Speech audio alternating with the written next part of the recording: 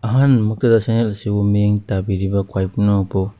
ꯀꯪꯂꯩꯄꯥꯛ ꯚ꯭ꯌꯨꯒꯤ ꯃꯥꯏꯀꯩꯗ ꯇꯔꯥꯝꯅ ꯑꯣꯛꯆꯔꯤ꯫ ꯉꯁꯤꯁꯨ ꯃꯤꯌꯥꯝꯒꯤꯗꯃꯛ ꯚꯤꯗꯤꯑꯣ ꯑꯃ ꯄꯨꯗꯨꯅ ꯂꯥꯛꯆꯔꯤ꯫ ꯃꯌꯥꯝ ꯑꯗꯨꯗꯤ ꯄꯨꯟꯅ ꯃꯤꯠꯌꯦꯡ ꯇꯥꯃꯤꯟꯅꯔꯁꯤ꯫ ꯏꯝꯐꯥꯜ, ꯖꯨꯂꯥꯏ 4, ꯖꯤꯔꯤꯕꯥꯝ ꯗꯤꯁꯇ꯭ꯔꯤꯛ ꯄꯨꯂꯤꯁꯀꯤ ASI ꯑꯃ ꯀꯣꯚꯤꯗ-19 ꯄꯣꯖꯤꯇꯤꯚ ꯑꯣꯏꯈ꯭ꯔꯕ ꯃꯇꯨꯡꯗ ꯑꯇꯣꯞꯄ ꯄꯨꯂꯤꯁ ꯑꯃꯁꯨꯡ BDF ꯄꯔꯁꯣꯅꯦꯜ 18 ꯂꯥꯏꯆꯠ ꯑꯁꯤꯒꯤ ꯄꯣꯖꯤꯇꯤꯚ ꯑꯣꯏꯈꯤꯕ ꯑꯗꯨꯒꯤ ꯃꯇꯥꯡꯗ ꯀꯣꯚꯤꯗ-19ꯒꯤ ꯁ꯭ꯇꯦꯠ ꯀꯟꯁꯜꯇꯦꯇꯤꯚ ꯀꯝꯃꯤꯇꯤꯅ ꯍꯛꯆꯤꯟꯅ ꯈꯟꯅꯈꯤꯕꯒ ꯂꯣꯏꯅꯅ ꯖꯤꯔꯤꯕꯥꯝ ꯗꯤꯁꯇ꯭ꯔꯤꯛ ꯄꯨꯝꯕ ꯊꯥ ꯑꯁꯤꯒꯤ 15 ꯐꯥꯎꯕ ꯂꯣꯛꯗꯥꯎꯟ ꯇꯧꯈ꯭ꯔꯦ꯫ ꯃꯈꯥ ꯇꯥꯔꯛꯄ ꯑꯣꯏꯅ ꯖꯤꯔꯤꯕꯥꯝꯗ ꯂꯩꯔꯤꯕ ꯃꯤꯑꯣꯏꯁꯤꯡ ꯄꯥꯛꯇꯛꯅꯅ ꯀꯣꯚꯤꯗ-19ꯒꯤ ꯇꯦꯁꯠ ꯇꯧꯅꯕ ꯊꯕꯛ ꯂꯧꯈꯠꯂꯒꯅꯤ ꯍꯥꯏꯔꯤ꯫ ꯆꯤꯐ ꯃꯤꯅꯤꯁꯇꯔ ꯑꯦꯟ ꯕꯤꯔꯦꯟꯅ ꯄ꯭ꯔꯤꯁꯥꯏꯗ ꯇꯧꯔꯒ ꯉꯁꯤ ꯅꯨꯃꯤꯗꯥꯡꯋꯥꯏꯔꯝ ꯄꯥꯡꯊꯣꯛꯈꯤꯕ ꯂꯥꯏꯆꯠ ꯑꯁꯤꯒꯤ ꯁ꯭ꯇꯦꯠ ꯀꯟꯁꯜꯇꯦꯇꯤꯚ ꯀꯝꯃꯤꯇꯤꯒꯤ ꯃꯤꯐꯝ ꯑꯗꯨꯅ ꯖꯤꯔꯤꯕꯥꯝ ꯗꯤꯁꯇ꯭ꯔꯤꯛ ꯄꯨꯂꯤꯁꯀꯤ ASI ꯑꯃ ꯂꯥꯏꯆꯠ ꯑꯁꯤꯒꯤ ꯄꯣꯖꯤꯇꯤꯚ ꯑꯣꯏꯈ꯭ꯔꯕ ꯃꯇꯨꯡꯗ ꯄꯨꯂꯤꯁ ꯑꯃꯁꯨꯡ BDFꯀꯤ ꯄꯔꯁꯣꯅꯦꯜ 18 ꯅꯧꯅ ꯄꯣꯖꯤꯇꯤꯚ ꯑꯣꯏꯔꯛꯄ ꯑꯗꯨꯒ ꯃꯔꯤ ꯂꯩꯅꯅ ꯂꯧꯈꯠꯀꯗꯕ ꯊꯕꯛꯁꯤꯡꯒꯤ ꯃꯇꯥꯡꯗ ꯀꯨꯞꯅ ꯈꯟꯅꯈꯤ ꯍꯥꯏꯔꯤ꯫ ꯉꯔꯥꯡ ꯅꯧꯅ ꯄꯣꯖꯤꯇꯤꯚ ꯑꯣꯏꯈꯤꯕ ꯄꯨꯂꯤꯁ ꯑꯃꯁꯨꯡ BDF ꯄꯔꯁꯣꯅꯦꯜꯁꯤꯡ ꯑꯗꯨꯒꯤ ꯃꯅꯨꯡꯗ ASI ꯑꯗꯨꯒ ꯅꯛꯅꯗꯕ ꯄꯔꯁꯣꯅꯦꯜ ꯌꯥꯎꯔꯛꯄꯗꯒꯤ ꯗꯤꯁꯇ꯭ꯔꯤꯛ ꯑꯁꯤ ꯃꯄꯨꯡ ꯐꯥꯅ ꯂꯣꯛꯗꯥꯎꯟ ꯇꯧꯅꯕ ꯂꯦꯞꯅꯈ꯭ꯔꯦ ꯑꯃꯁꯨꯡ ꯃꯈꯣꯏꯅ ꯆꯪꯂꯝꯕ ꯃꯐꯝꯁꯤꯡ ꯀꯟꯇꯦꯟꯃꯦꯟꯠ ꯖꯣꯟ ꯑꯣꯏꯅ ꯂꯥꯎꯊꯣꯛꯅꯕ ꯂꯦꯞꯅꯈ꯭ꯔꯦ ꯍꯥꯏꯔꯤ꯫ ꯖꯤꯔꯤꯕꯥꯝꯗ ꯂꯩꯔꯤꯕ ꯃꯤꯑꯣꯏꯁꯤꯡ ꯄꯥꯛꯇꯛꯅꯅ ꯂꯥꯏꯆꯠ ꯑꯁꯤꯒꯤ ꯇꯦꯁꯠ ꯇꯧꯅꯕ ꯃꯤꯐꯝꯗꯨꯗ ꯈꯟꯅꯈꯤꯕꯒ ꯂꯣꯏꯅꯅ ꯐ꯭ꯔꯟꯠꯂꯥꯏꯟꯗ ꯊꯕꯛ ꯇꯧꯔꯤꯕ ꯄꯨꯂꯤꯁ ꯄꯔꯁꯣꯅꯦꯜꯁꯤꯡ ꯗ꯭ꯌꯨꯇꯤ ꯇꯧꯔꯕ ꯃꯇꯨꯡꯗ ꯃꯈꯣꯏꯒꯤ ꯇꯣꯉꯥꯟꯕ ꯃꯐꯝ ꯑꯃ ꯁꯤꯜꯂꯒ ꯊꯝꯅꯕꯁꯨ ꯂꯦꯞꯅꯈ꯭ꯔꯦ꯫ ꯗꯤꯁꯇ꯭ꯔꯤꯛ ꯑꯁꯤꯗ ꯀꯣꯚꯤꯗ ꯀꯦꯌꯔ ꯁꯦꯟꯇꯔ ꯑꯃꯁꯨ ꯍꯥꯡꯅꯕ ꯉꯁꯤꯒꯤ ꯃꯤꯐꯝꯗ ꯈꯟꯅꯈꯤ ꯍꯥꯏꯔꯤ꯫ ꯖꯤꯔꯤꯕꯥꯝꯒ ꯊꯪꯅꯔꯤꯕ ꯑꯁꯥꯝꯒꯤ ꯁꯔꯨꯛꯇꯒꯤ ꯃꯅꯤꯄꯨꯔꯗ ꯆꯪꯊꯣꯛ-ꯆꯪꯁꯤꯟ ꯇꯧꯕꯗ ꯁꯦꯀ꯭ꯌꯨꯔꯤꯇꯤꯒꯤ ꯊꯕꯛ ꯍꯦꯟꯅ ꯀꯟꯈꯠꯅꯕ ꯑꯃꯗꯤ ꯗꯤꯁꯇ꯭ꯔꯤꯛ ꯑꯁꯤꯒꯤ ꯃꯅꯨꯡꯒꯤ ꯆꯠꯊꯣꯛ-ꯆꯠꯁꯤꯟꯗꯁꯨ ꯍꯦꯟꯅ ꯑꯀꯟꯕ ꯃꯑꯣꯡꯗ ꯌꯦꯡꯁꯤꯟꯅꯕ ꯉꯁꯤꯒꯤ ꯃꯤꯐꯝꯗ ꯈꯟꯅꯈꯤ꯫ ꯗꯔꯀꯥꯔ ꯑꯣꯏꯕ ꯄꯣꯠ ꯄꯨꯁꯤꯜꯂꯛꯄ ꯇ꯭ꯔꯛ ꯅꯠꯇꯅ ꯑꯇꯣꯞꯄ ꯒꯥꯔꯤꯁꯤꯡ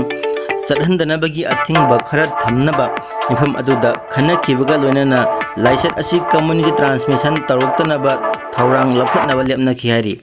ꯄꯟꯕ ꯌꯥꯕꯗꯤ ꯍꯦꯜꯊꯀꯤ ꯑꯦꯗꯤꯁꯅꯦꯜ ꯗꯥꯏꯔꯦꯛꯇꯔꯁꯨ ꯑꯣꯏꯕ ꯀꯣꯚꯤꯗ-19ꯒꯤ ꯋꯥꯉꯥꯡꯂꯣꯏ ꯗꯥꯛꯇꯔ ꯈꯣꯏꯔꯣꯝ ꯁꯁꯤꯀꯨꯃꯥꯔꯅ ꯉꯔꯥꯡ ꯊꯥꯗꯣꯛꯈꯤꯕ ꯆꯦꯔꯣꯜ ꯑꯃꯗ ꯖꯤꯔꯤꯕꯥꯝꯗ ꯀ꯭ꯂꯁꯇꯔ ꯇ꯭ꯔꯥꯟꯁꯃꯤꯁꯟꯗꯤ ꯂꯩꯔꯦ, ꯀꯝꯃ꯭ꯌꯨꯅꯤꯇꯤ ꯇ꯭ꯔꯥꯟꯁꯃꯤꯁꯟꯗꯤ ꯂꯩꯇ꯭ꯔꯤ ꯍꯥꯏꯅ ꯐꯣꯡꯗꯣꯛꯈꯤꯕꯅꯤ꯫ ꯃꯔꯤ ꯂꯩꯅꯕ ꯄꯥꯎ ꯑꯃꯅ chief secretary doctor J Suresh ꯕꯥꯕꯨꯅ ꯉꯁꯤ ꯅꯨꯃꯤꯗꯥꯡ ꯊꯣꯛꯈꯤꯕ ꯑꯣꯔꯗꯔ ꯑꯃꯒꯤ ꯃꯇꯨꯡ ꯏꯟꯅ ꯍꯧꯈꯤꯕ ꯄꯨꯡ 49 ꯑꯁꯤꯗ ꯂꯥꯏꯆꯠ ꯑꯁꯤꯒꯤ ꯄꯣꯖꯤꯇꯤꯚ ꯀꯦꯁ ꯃꯁꯤꯡ ꯌꯥꯝꯅ ꯊꯣꯔꯛꯈꯤꯕ ꯑꯁꯤꯗꯒꯤ ꯖꯤꯔꯤꯕꯥꯝ ꯗꯤꯁꯇ꯭ꯔꯤꯛ ꯄꯨꯝꯕ ꯊꯥ ꯑꯁꯤꯒꯤ 15 ꯐꯥꯎꯕ ꯂꯣꯛꯗꯥꯎꯟ ꯇꯧꯔꯒꯅꯤ ꯍꯥꯏꯔꯤ꯫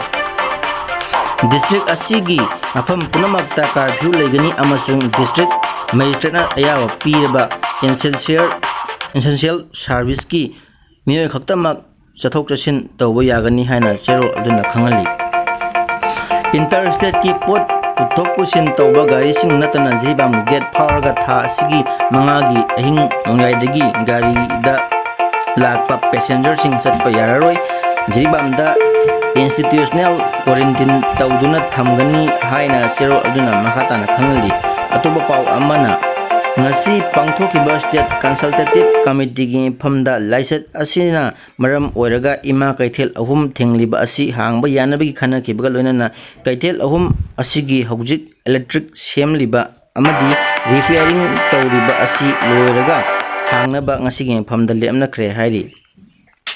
ꯄꯟꯕ ꯌꯥꯕꯗꯤ ꯈ꯭ꯋꯥꯏꯔꯝꯕꯟ ꯀꯩꯊꯦꯜꯒꯤ ꯄꯣꯠꯌꯣꯟꯕꯤ ꯀꯥꯡꯂꯨꯞꯁꯤꯡꯒꯤ ꯃꯅꯨꯡꯗ ꯑꯃꯅꯗꯤ ꯅꯨꯃꯤꯠ 5ꯅꯤꯒꯤ ꯃꯅꯨꯡꯗ ꯀꯩꯊꯦꯜ ꯍꯥꯡꯕ ꯌꯥꯅꯕ ꯒꯚꯔꯟꯃꯦꯟꯠꯅ ꯊꯕꯛ ꯂꯧꯈꯠꯂꯛꯇꯕ ꯇꯥꯔꯕꯗꯤ ꯅꯝꯗꯨꯅ ꯀꯩꯊꯦꯜ ꯍꯥꯡꯗꯨꯅ ꯄꯣꯠ ꯌꯣꯟꯒꯅꯤ ꯍꯥꯏꯅ ꯐꯣꯡꯗꯣꯛꯈꯤꯕꯅꯤ꯫ ꯑꯗꯨꯝ ꯑꯣꯏꯅꯃꯛ ꯀꯩꯊꯦꯜ ꯑꯁꯤ ꯍꯥꯡꯂꯛꯄ ꯃꯇꯝꯗ ꯀꯩꯊꯦꯜꯗ ꯄꯣꯠ ꯌꯣꯜꯂꯤꯕꯁꯤꯡ ꯇꯦꯁꯠ ꯇꯧꯒꯅꯤ ꯑꯃꯗꯤ ꯄꯣꯖꯤꯇꯤꯚ ꯑꯣꯏꯕꯁꯤꯡꯗꯤ ꯄꯣꯠ ꯌꯣꯟꯕꯒꯤ ꯑꯌꯥꯕ ꯄꯤꯗꯅꯕ ꯋꯥꯐꯝ ꯈꯟꯅꯈꯤꯕꯒ ꯂꯣꯏꯅꯅ ꯄꯣꯠꯌꯣꯟꯕꯤꯁꯤꯡ ꯑꯊꯨꯕ ꯃꯇꯝꯗ ꯇꯦꯁꯠ ꯇꯧꯅꯕ ꯊꯧꯔꯥꯡꯁꯨ ꯄꯥꯏꯈꯠꯂꯦ ꯍꯥꯏꯅ ꯄꯥꯎꯒꯤ ꯂꯩꯈꯨꯟꯁꯤꯡꯅ ꯐꯣꯡꯗꯣꯔꯛꯂꯤ꯫ ꯔꯦꯄꯤꯗ ꯑꯦꯟꯇꯤꯖꯦꯟ ꯇꯦꯁꯠꯀꯤ ꯀꯤꯠꯁ 50,000 ꯆꯦꯟꯈ꯭ꯔꯦ꯫ ꯀꯤꯠꯁꯤꯡ ꯑꯁꯤ ꯂꯥꯛꯄꯒ test ꯇꯧꯔꯒꯅꯤ꯫ haina ngasigi mifam aduda Health Department ki officialsingna thamki. Kitsing asi lagliba nithokabadagi lakpa hauragani hairi. Test asi taubada minute 35 rom tamak changi. Test asi tauba yabagi ayaba ICMR na pire haina su pau gilikun asina pungdorakli. Mifam aduda Chief Minister Laiset asigi mari lainaba website Manipur COVID Stories.org su hangdoki hairi. Mari lainaba pau amana Laiset asigi wangangloi amasung Health ki Additional Director Dr. Khoirom Sasikumar Mangangna thorakpa cherol amagi matungin hauke pung kunmari asida Jennings COVID-19 gi positive case mapan thanaki nauna positive oirabasing adu nupa taruk nupi ahum ni haina siro aduna paladuna mapandugi manungda Imphal East tagi ani Bishnupur dagi ama amasung Senapati district tagi taruk ni hari panbaya abadi niyoy mapan asigi manungda tarit ki matang dadi pausi asina masigi edition da report tawkhabani. Haukiba pung kunmari asida niyoy kunganipan Laiset asidagi phaduna discharge tawkhre amasung phakibagi sangchada 50.3 yawe haina cherol aduna panmugalona discharge tawkibasing adu CC Maitramdagi Trataruk Senapati dagi nipan amasung DS Thawal dagi marini haina pausina makhatari. Thank you.